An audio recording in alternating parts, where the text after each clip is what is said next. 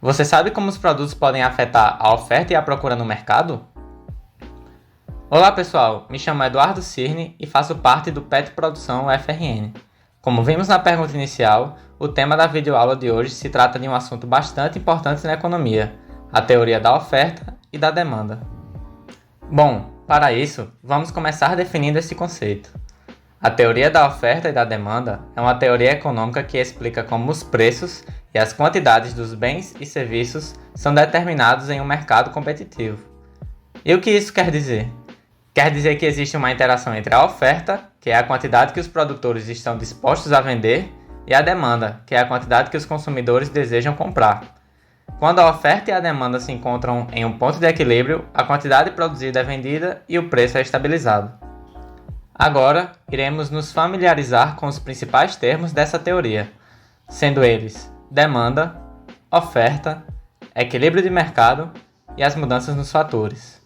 Por ordem citada, a demanda é a quantidade de um bem ou serviço que os consumidores desejam adquirir a um determinado preço.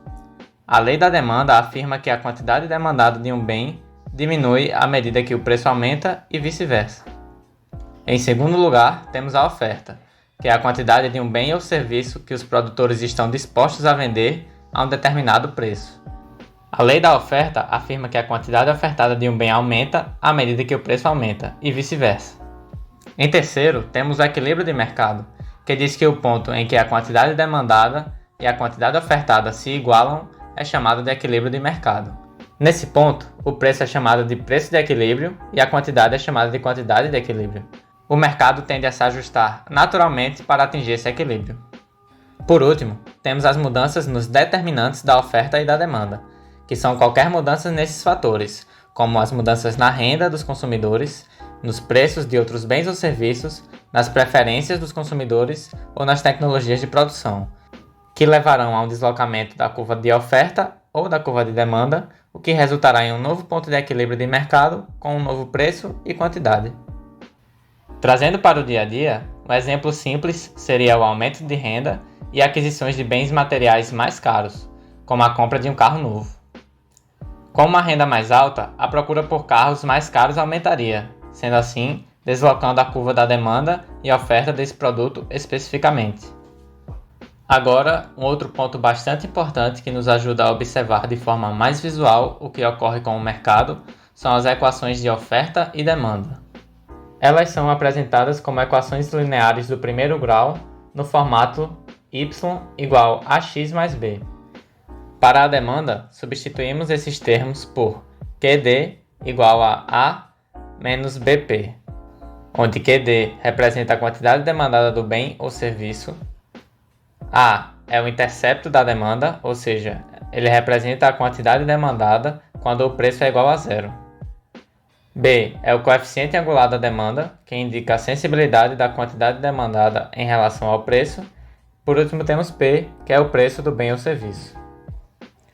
Para a oferta, substituímos os termos por QS igual a C mais DP, onde QS representa a quantidade ofertada do bem ou serviço, C é o intercepto da oferta, que também representa a quantidade ofertada quando o preço é igual a zero, D também é o coeficiente angular da oferta, que indica a sensibilidade da quantidade ofertada em relação ao preço, e por último temos P, que também representa o preço desse bem ou serviço.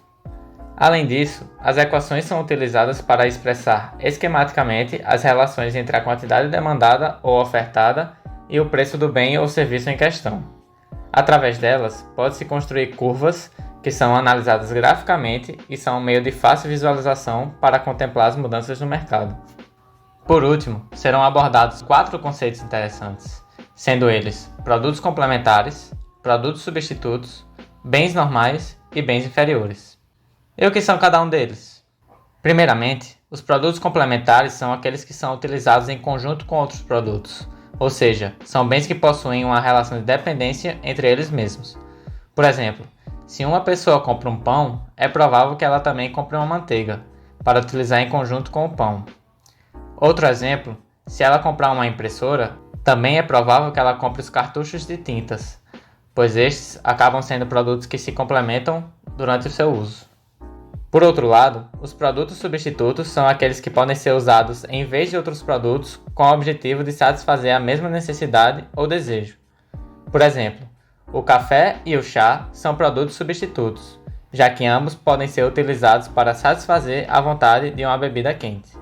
Outro exemplo interessante é a carne de boi e o frango, que, justamente, quando o preço da carne de boi sobe bastante, muitos utilizam o frango como proteína principal, principalmente por ter um preço mais acessível. Em terceiro, temos um bem normal, que é aquele para o qual a demanda aumenta à medida que a renda do consumidor aumenta.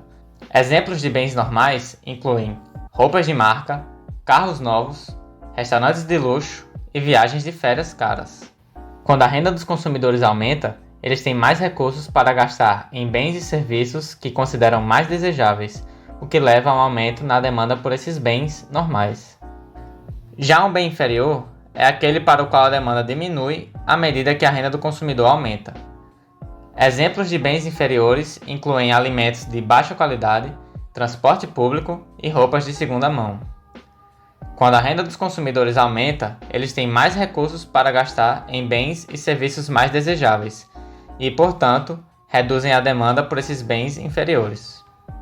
Porém, é importante notar que a classificação de um bem como normal ou inferior depende do contexto socioeconômico que o consumidor está inserido.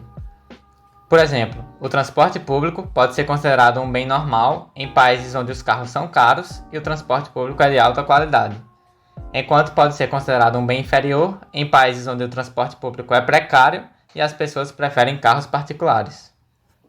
Espero que tenham gostado da primeira videoaula de economia. Agradeço a todos por assistirem e, para continuar essa jornada, a segunda videoaula vai abordar alguns outros conceitos que estão diretamente ligados com o dessa primeira, aplicando, por meio de exercícios, os conceitos vistos e apresentados. Até lá!